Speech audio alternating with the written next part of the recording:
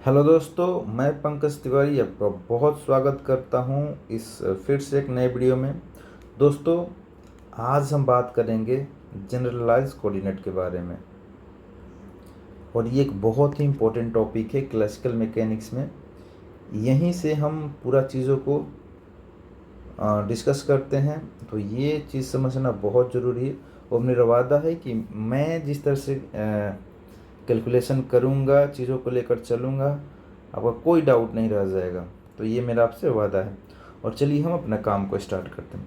तो देखिए, generalise coordinate जो होता है, जनरलाइज कोऑर्डिनेट क्या हो जाता है। तो देखिए, जो नंबर ऑफ इंडिपेंडेंट कोऑर्डिनेट जो होते हैं उसी को हम जनरलाइज कोऑर्डिनेट बोलते हैं, ठीक है।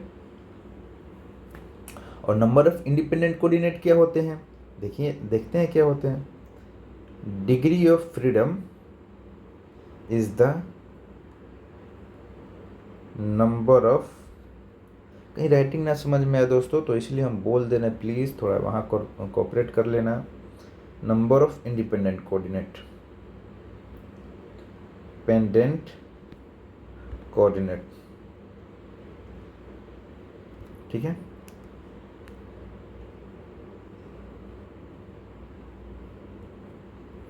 This independent requires to describe the motion of dynamical system. This independent coordinate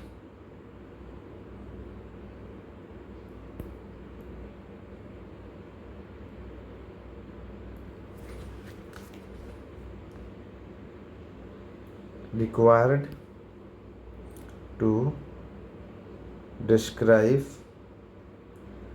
the motion of the system.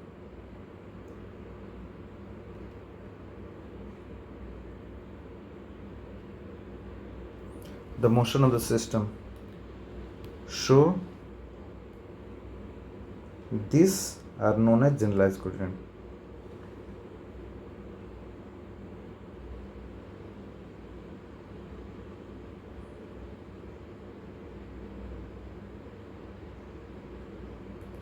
अब देखिए, यदि आप मेरा ऊपर वाला भी वीडियो देखे होंगे तो हम वहीं एक एग्जांपल देते फिर वहीं लेकर चलते हैं।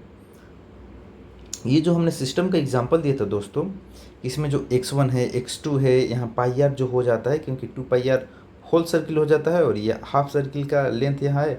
तो x1 plus pi are plus x2 बराबर l, तो x1 प्लस x2। तो यहाँ ये जो दो हमारा जनरलाइज कोऑर्डिनेट मिल रहा है, ये एक्चुअली क्या हो रहा है, एक दूसरे पर डिपेंड कर जा रहा है, जिसके चलते हमारा जो यहाँ जनरलाइज कोऑर्डिनेट का नंबर होता है एक ही होता है। दो यहाँ नहीं कैलकुलेट करेंगे, काउंट एक ही करेंगे।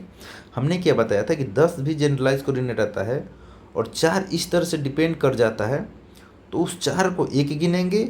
और 6 जो होता है वो 6 इस तरह से इंडिपेंडेंट रहता है, जिस तरह से एक्स वाई डायरेक्शन में कोई वस्तु घूम रहा है, न एक्स वाई पर डिपेंड कर रहा है। तो उस 6 यदि इंडिपेंडेंट है तो 6 को 6 गिनेंगे, और 4 डिपेंडेंट है एक दूसरे पर, तो 4 को एक गिनेंगे, तो 6 व 1 7 हो जाता है।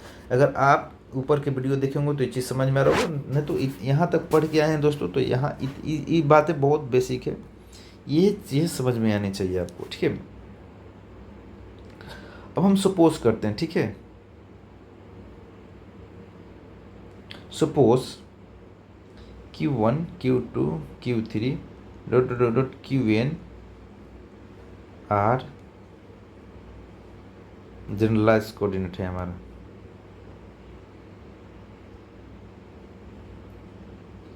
अब हमने बोला कि Q1 Q2 Q2 Q3 dot dot dot dot n है जो हमारा जनरलाइज कोऑर्डिनेट है। इसका मतलब आपको समझ जाना चाहिए कि जो हमने वहाँ 10 का एग्जांपल दिया था, तो ये हमारा n नंबर का कोई सिस्टम है जिस पर हमारा जनरलाइज कोऑर्डिनेट n बन रहा है, मतलब कि उसका जो मोशन है n कोऑर्डिनेट पर डिपेंड कर रहा है, मैं ये बोलना चाहता हूँ, ठीक है। तो इसका हम पोजीशन कैसे लिख सकते हैं, आप बताओ, आप पढ़े होंगे। पोजीशन हम r से लिखते हैं ना, r वेक्टर।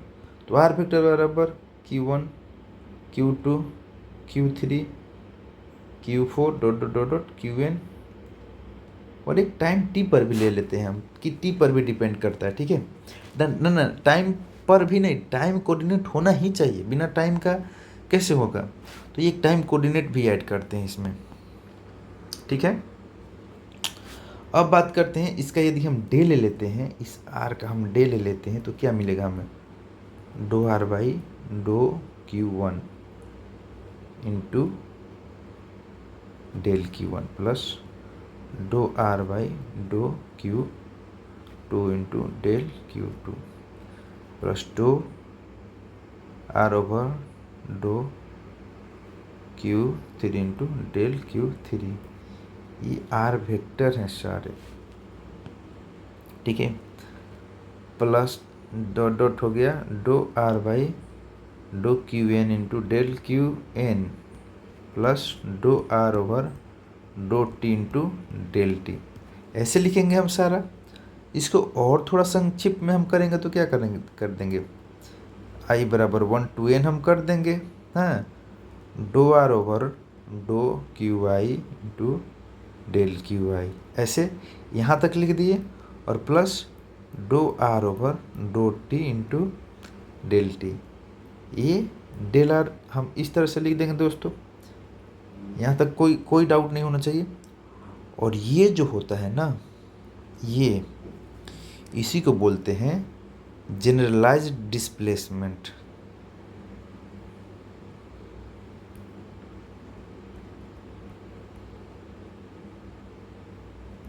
ये जनरलाइज्ड डिस्प्लेसमेंट नहीं होगा, ये जनरलाइज्ड डिस्प्लेसमेंट होगा। आप इस चीज़ को ध्यान में रखना।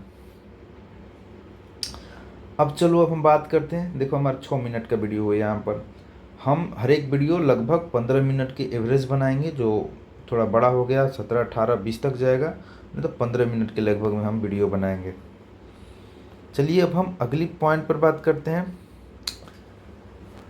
ये चीज़ें आप समझ जाना कि सबसे पहले हमारा जो कोऑर्डिनेट होता है, समझ जाना कि जनरलाइज्ड कोऑर्डिनेट हम कैसे कैलकुलेट करते हैं। सबसे पहले हमारा कोऑर्डिनेट का नंबर हम तो पता होगा कितना कोऑर्डिनेट है, उसको पोजीशन लिख देंगे, पोजीशन लिख दिए, फिर उसका डेल ले लेंगे, डेल लेकर हम उसको इस तरह से लिख देंगे, तो यहाँ हमें जनरलाइज्ड डिस्प्लेसमेंट मिल जाएगा। तो जो यहाँ होगा वो हमारा जनरलाइज्ड डिस्प्लेसमेंट होगा।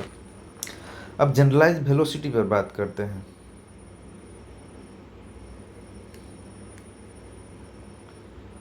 GENERALISD, generalized velocity. अब जनरलाइज्ड वेलोसिटी क्या होता है, तो जैसे आर हमारा पोजीशन था, Q1 Q2 Qn and T का, तो हमारा ये जो दो आर जो हम इसको लिए थे, तो क्या हम किए थे, i बराबर 1 to n, यही ना था, i बराबर 1 to n do R by do T.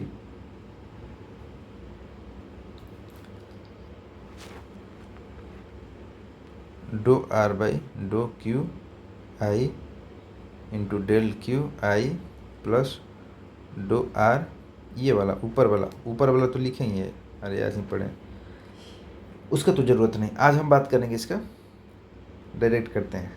अगर हम इसको do R by do T कर देते हैं तो इसको हम कैसे लिख देते हैं, आर डॉट से लिखते हैं, ठीक है।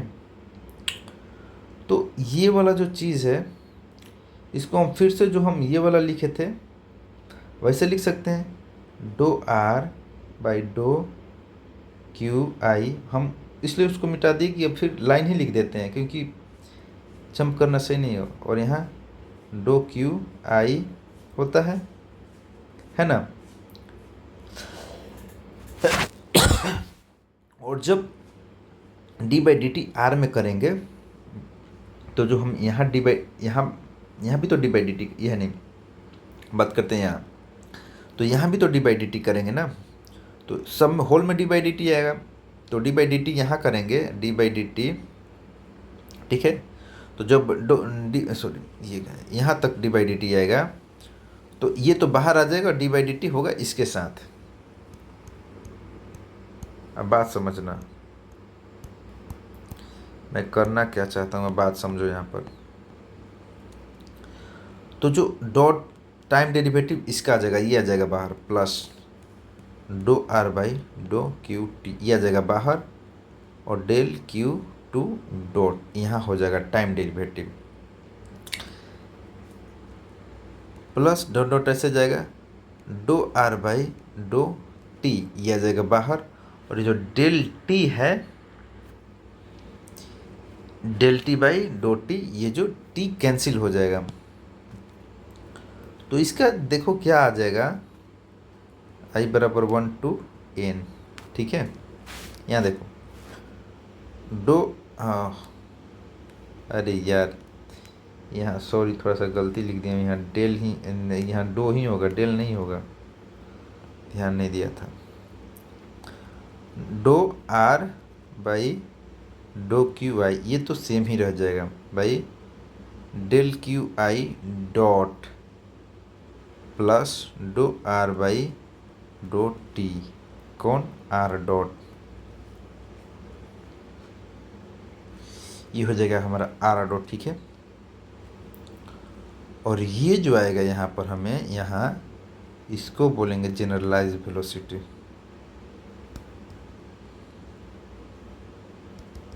ठीक है, ये हो जाएगा हमारा जनरलाइज वेलोसिटी। तो आज के लिए हम इस वीडियो को यहीं तक छोड़ देते हैं, क्योंकि अगला इससे भी बेहतर टॉपिक है। तो आप जनरलाइज वेलोसिटी को बस समझो, पोजीशन और जनरलाइज डिस्प्लेसमेंट को समझो। बाकी हम कल बात करेंगे जनरलाइज काइनेटिक एनर्जी कैसे निकालते हैं, फिर आगे भी बहुत अच्छी अच्छी बातें करेंगे इस पर।